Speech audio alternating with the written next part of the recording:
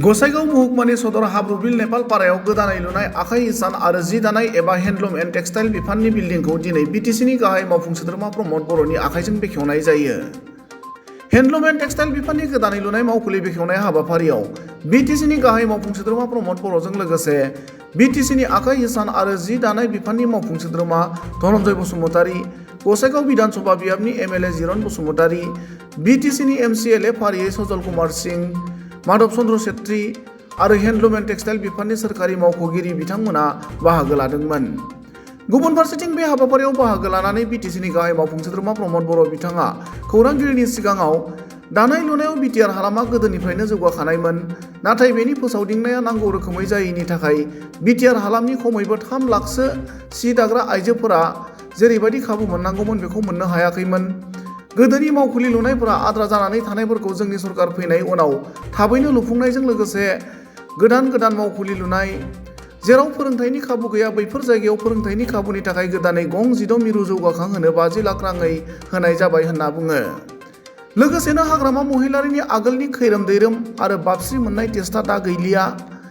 बिथांनि मिटिं खुंनाय बायदि जोंबो गोबां गिदिर मिटिं खुङो। फैगौ लोकसभा बिसायख'थिनि उनाव हाग्रामा महिलारिनि राजखान्थिनि दखाना आबुङै बन्द जागोन होनना ओरैबायदि बुङो। আজি আমাৰ হেণ্ডলুম বিভাগৰ সুপাৰিনটেণ্ডেণ্ট অফিচ এটা ইয়াত অপেনিং কৰা হৈছে। ইনাগুৰেশ্যন আমি আজি কৰিলোঁ। বিটিআৰ অঞ্চল হেণ্ডলুম আৰু টেক্সটাইল বা চেৰিকালচাৰত বহুতখিনি আগবঢ়া, সেইটো আজিৰ কথা নহয়, বহুত বছৰৰ পৰাই আগবঢ়া আছিলে, কিন্তু এইটো অৰ্গেনাইজ কৰিব পৰা নাছিলে আগৰ সময়ত। সেইকাৰণে আমাৰ বোৱনী শিপিনী যিমানখিনি আছে, প্ৰায় 3 লাখ আমাৰ কাপোৰ বোৱা মানুহ আছে, সেইসকলে যিখিনি সুবিধা পাব লাগে, যিখিনি ট্ৰেইনিং পাব লাগে, এই সুবিধাবিলাক পোৱা নাছিলে। সেইকাৰণে আমাৰ চৰকাৰ অহাৰ পিছত যিবিলাক অৰ্ধনিৰ্মিত অফিচ আছিলে সেইবিলাক আমি ক্ষিপ্ৰতাৰে নিৰ্মাণ কৰা আৰু নতুনকৈ অফিচ নিৰ্মাণ কৰা আৰু য'ত আমাৰ ট্ৰেইনিঙৰ সুবিধা নাছিলে সেইবিলাকত ট্ৰেইনিঙৰ সুবিধা কৰাৰ কাৰণে আমি প্ৰায় 16খন নতুনকৈ আৰু চেণ্টাৰ ডেভেলপ কৰি আছোঁ। 50 লাখ কৰি টকা দিয়া হৈছে। গতিকে এই গোটেই চেণ্টাৰবিলাকক আজি লাহেকৈ আমি অপেনিং কৰি আছোঁ, কাৰণ নিৰ্মাণ কৰা হৈ গ'ল।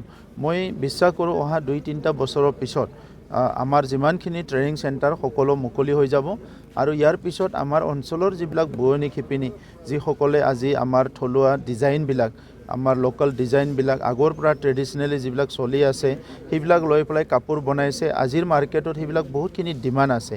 এইটো বড়োৰ যিখিনি আগৰ বুলি কয় যিটো ফুলবিলাক আছিলে সেইটো বহুতখিনি ডিমাণ্ড আছে। আৰু এতিয়া ইণ্ডিজিনাছ কাপোৰবিলাক আমাৰ অকল বড়ো নহয়, কাৰ্বি, ডিমাচা, মিচিং যিমানখিনি আছে সকলো আজি ডিজাইনবিলাক বিভিন্ন ৰকমে মানুহবিলাকে ব্যৱহাৰ কৰি আছে। তো আজি গোসাইগাঁৱত এইখন অফিচ বহুত দিনৰ পৰা আশা কৰি আছিলে, আজি অপেনিং কৰাৰ লগে লগে আৰু হেণ্ডলুম ডিপাৰ্টমেণ্টে বহুত ভালকৈ কাম কৰিব পাৰিব আৰু সমগ্ৰ গোসাইগাঁও অঞ্চলৰ বোৱনী শিপিনীসকলে ট্ৰেইনিং লোৱা বিভিন্ন কাম কাজবিলাক ইয়াৰ পৰা খুব স্মুথলি কৰিব পাৰিব। গতিকে মই আমাৰ হেণ্ডলুম বিভাগক কংগ্ৰেচুলেশ্যন জনাইছোঁ। গোসাইগাঁওবাসী ৰাইজকো মই আজি কংগ্ৰেচুলেশ্যন জনাইছোঁ যে ইয়াত ইমান ভাল এটা অফিচ পাবলৈ সক্ষম হৈছে। ইয়ে অনাগত দিনত অৰ্থনৈতিকভাৱে আগুৱাই যোৱাৰ সকলক, বিশেষভাৱে আমাৰ মহিলা ছেকশ্যনক বহুতখিনি ছাপোৰ্ট কৰিব। নিৰ্বাচনটোতো ডেট ডিক্লেয়াৰ কৰিব লাগে, ভোট দিব লাগে। আমিতো ৰেডি আছোঁ এনি টাইম আমি ৰেডি আছোঁ। খালি ইলেকশ্যন কমিশ্যনে ডেটটো ডিক্লেয়াৰ কৰিব লাগে। আমাৰ বুথ কমিটি লাগে, বুথ কমিটি হৈ গ'ল, চব ৰেডি হৈ গ'ল। খালি ডেটটো আমি ৰখি আছোঁ। ডেটটো ডিক্লেয়াৰ কৰাৰ লগে লগে কেম্পিং আৰম্ভ হৈ যাব আৰু ইলেকশ্যন হৈ যাব। লগে ভাৰতত আৰু তৃতীয়বাৰৰ কাৰণে প্ৰধানমন্ত্ৰী নৰেন্দ্ৰ মোদী ডাঙৰীয়া শপত গ্ৰহণ কৰিব। দলীয় প্ৰাৰ্থী কেতিয়া ঘোষণা কৰিব? সোনকালে কৰিম, বহুত সোনকালে কৰিম। স্যাৰ, বিটিআৰত অসমীয়া ভাষাক এলাগী কৰাৰ এটা অভিযোগ আহিছে। এইটো আজি নহয়, বহুত আগৰ পৰাই। কেতিয়াবা বড়ো ভাষাক এলাগী কৰিছে, কেতিয়াবা অসমীয়া কৰিছে, কেতিয়াবা কাৰ্বা ভাষাক কৰিছে। এইবিলাক নাটকবিলাক বহুত আগৰ পৰা চলি আহিছে। কিন্তু সঁচা কথা হৈছে যে অসমত, ভাৰতত সকলো ভাষাই সমান মৰ্যাদা পাব লাগে আৰু সমান মৰ্যাদা দিব লাগে, সেইটো চবেই বিচাৰে। কাৰণ কোনো এনেই পোৱা নাই, সকলো সংগ্ৰাম কৰি আহিছে। তো সেইকাৰণে ভাৰতৰ সংবিধানে সকলো ভাষা, সকলো জাতি জনগোষ্ঠী, ধৰ্মক সমান অধিকাৰ দিছে। কিন্তু কিছুমান ভাষা ৰিকগনাইজ হৈছে, কিছুমান ভাষা ৰিকগনাইজ হোৱা নাই। সেইকাৰণে আজি মইতো অসমীয়া ভাষাতে কৈ আহি আছোঁ। চ' কোনোবা ক'ৰবাত কিবা এটা হ'ব পাৰে, কোনোবা পোষ্টাৰত কোনোবা দিনা লিখিব পাহৰিব পাৰে, কোনোবা বেনাৰত কোনোবা লিখিব পাহৰিব পাৰে, এইবিলাক কথা কৈয়ে থাকে। তো সেইটো কথাটো এতিয়া মানে কোনোবা এজন দুইজনৰ কাৰণে খুব ইম্পৰ্টেণ্ট, আদাৰৱাইজ নাই। এইটো ৰেচন কাৰ্ডতো হ'ব লাগে, চবতো হ'ব লাগে, বড়োও থাকিব লাগে, অসমীয়াত যেতিয়া বড়োত নাহে, বড়ো সেইদিনা ক্লাছ 6ৰ পেপাৰ নাছিলে বড়োৰ, তেতিয়া মানে বড়ো সংগঠনে ধৰিলে, কালি যদি অসমীয়াত নাই অসমীয়া ধৰিব, এইটোতো হৈয়ে আছে। গতিকে সেইটো চৰকাৰে যিমান পাৰি শুধৰণি কৰি আছে, তাৰ পিছতো কোনোবা এজনে দুজন বিষয়া থাকে, তাৰ মানে মগজত নাথাকে, কিবা এটা প্ৰিণ্ট কৰিব লাগে, সি কিবা এটা প্ৰিণ্ট কৰি দিয়ে। গতিকে য'ত য'ত হৈছে সেইটো আমি শুধৰণি জনাম। বড়োলেণ্ড অঞ্চলত, বিটিআৰ অঞ্চলত না বড়ো ভাষা, না অসমীয়া ভাষা, না বাংলা ভাষা, না আমাৰ নেপালী ভাষা, না কি ভাষা, কোনো এটা ভাষাই এলাগী নহয়, সকলো সান্তালী ভাষা। এতিয়া আমি যিবিলাক MIL পঢ়ি আছে, যিসকলে আগৰ BPFৰ চৰকাৰৰ দিনত নগণ্য এটা পাইছিলে যে এইটো দৰমাহৰ নামত মানে কি কয় ফাইনেন্সিয়েল এইডৰ নামত, সেইটো আমি এই বছৰ আৰু বাঢ়াই দিব বিচাৰিছোঁ, যাতে সকলো ভালকৈ ছাত্ৰ ছাত্ৰী যিসকলে MIL পঢ়িব বিচাৰে তেখেতসকলক ভালকৈ পঢ়াব পাৰে, সেইটো আমি ব্যৱস্থা কৰিব বিচাৰিছোঁ। কিমান ডাঙৰ পাতিছে তেখেততকৈ বহুত ডাঙৰ আমি পাতিছোঁ। আপোনালোকে হাগ্ৰামা মহিলাৰ মিটিংটো মানে বহুত ভালকৈ কয়, আমাৰতো কিয় নকয়? আমাৰতো কৈ চাওকচোন। হা, ইমান বছৰটো 17 বছৰে কৈছিলে, একো কামত নহ'ল, কৰাপশ্যন হ'ল, হত্যা হিংসা, কিমান বেয়া পৰিৱেশ গ'ল।